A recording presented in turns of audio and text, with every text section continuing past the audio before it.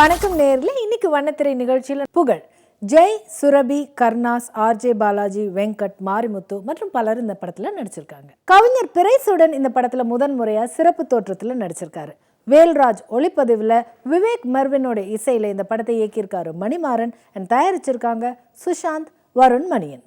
இந்த படத்துடைய கதை, ஹீரோ ஜெய் தன்னுடைய அண்ணன் கர்ணாஸோட வாலாஜாப்பேட்டையில் பூக்கடை வச்சிருக்காரு.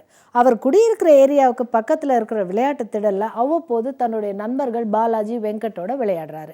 இதே ஏரியாவில் இருக்கிற கம்யூனிஸ்ட் தலைவர் பிரைசுடனும் அவரோட பால்ய பருவத்தில் அவருடைய நண்பர்களோட அந்த விளையாட்டு திடலில் விளையாடினதாகவும் அங்கிருந்து பல பேர் இராணுவத்துக்கும் மற்ற வேலைகளுக்கும் போனதாகவும் அடிக்கடி நினைவு கூர்றாரு. இதோடு ஜெய் தன் பக்கத்து வீட்டுக்கு குடி வரும் சுரபியை காதலிக்கிறாரு. அந்த ஏரியாவில் இருக்கிற மக்களுக்கு அவ்வப்போது தேவைப்படும் நல்ல விஷயங்கள் செய்யறாரு.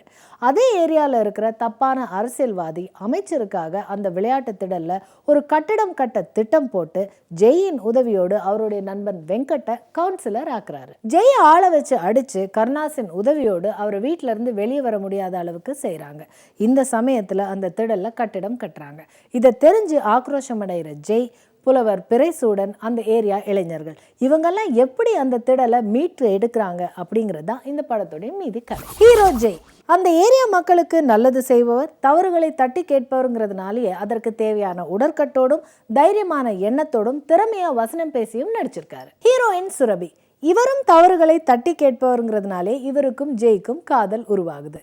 லோக்கல் அரசியல்வாதியாக வரும் மாரிமுத்து தப்பான அரசியல்வாதியின் நிஜ பிரதிபலிப்பு. இயக்குனர் மணிமாறன் இன்றைய இளைஞர்களுக்கு தேவையான கதையை தேர்வு செய்தது வரவேற்புக்குரியது.